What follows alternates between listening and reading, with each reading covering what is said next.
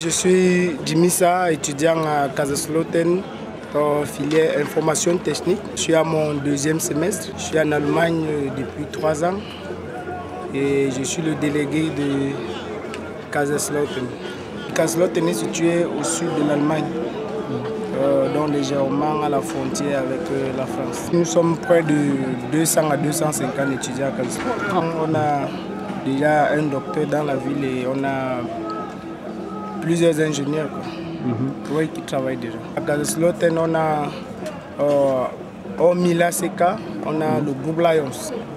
C'est-à-dire que c'est le regroupement des footballeurs et tout le temps on a la visite de nos grands frères qui étaient là précédemment. Bon, la première fois que je suis arrivé en Allemagne, j'ai trouvé le challenge déjà très bien pour les Camerounais, bien que je n'occupais pas encore un poste.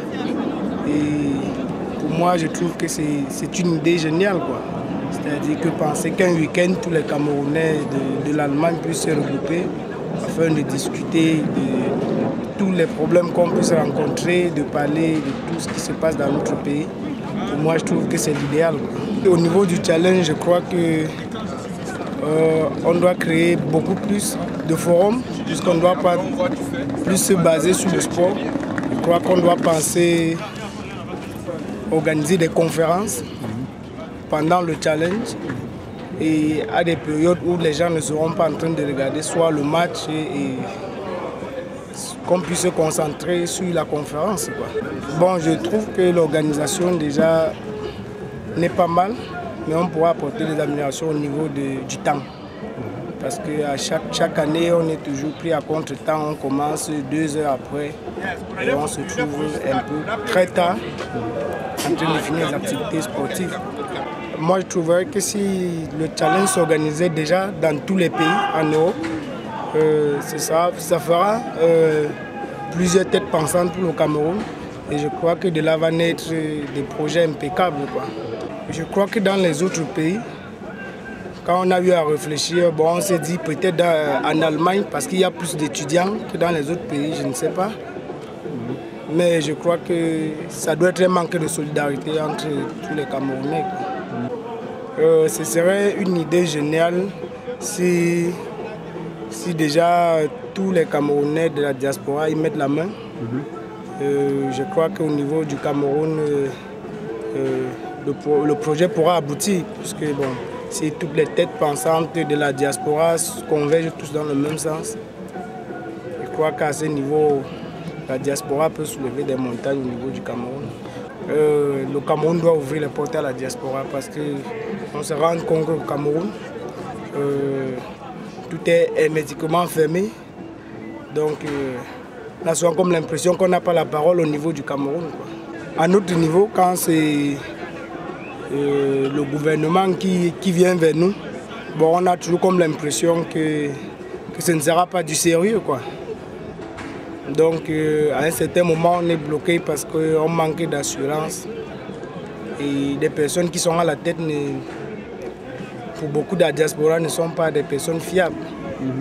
Et si le Casanet justement proposait donc des structures qui rendraient cette communication possible entre le gouvernement camerounais et sa diaspora, et que par le canal de la Casanet, non seulement l'information pourrait circuler vers la base, c'est-à-dire vers les compétences des étudiants, mais aussi les voies seraient libres pour une coopération gagnante, win-win entre le Cameroun et sa diaspora. Vous pensez que ça peut avoir un avenir? Cela pourra aboutir dans la mesure où, si déjà au niveau des pays, on a déjà créé des petites cellules qui pourront gérer les projets et pouvoir le transmettre. Bon, s'il n'y a pas de cellules, moi je me dis qu'à un certain moment, il y aura un blocus au niveau de l'information. Déjà par Internet, pour moi je trouve qu'elle est bonne. Déjà qu'on pourra toucher un certain public. Parce que bon, si on veut approcher juste des personnes en direct, ce sera un peu difficile. Mais je me dis déjà avec un blog et que chacun y met la main en passant par le site. Moi je crois que le meilleur média. Bien évidemment, bon, c'est quand on est délégué, bon, on a des obligations, c'est-à-dire que donner l'information à tous les membres de notre délégation. Merci beaucoup. Merci. Ok, merci M. Dibé. Donc, je vous remercie beaucoup pour votre intervention qui a été vraiment très dynamique et surtout très créative. Et ce qui m'a vraiment plu dans votre intervention, vous n'avez pas vraiment fait du blabla.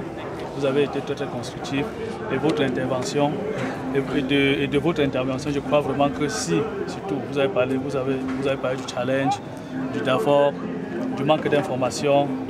Et c'est pour ces raisons que nous sommes venus vers vous, parce que nous voulions que les informations passent. Et même lors du dernier forum du DAVOR, nous avons fait beaucoup de travail au niveau de l'information. Et je suis personnellement désolé que vous n'ayez pas reçu l'information, puisque nous l'avions lancé dans tous les canaux des associations qu'on les partage. Donc au nom de Casanet, dont je suis le représentant ici aujourd'hui, je vous remercie. Et je vous prie de partager les dernières résolutions qui ont été prises à bord lors du dernier DAVOR, ainsi que le formulaire avec lequel on pourra s'inscrire dans le réseau de compétences. Si vous avez du temps, vous le faites. Et si vous n'avez pas de temps, vous le faites à la maison, via le site internet.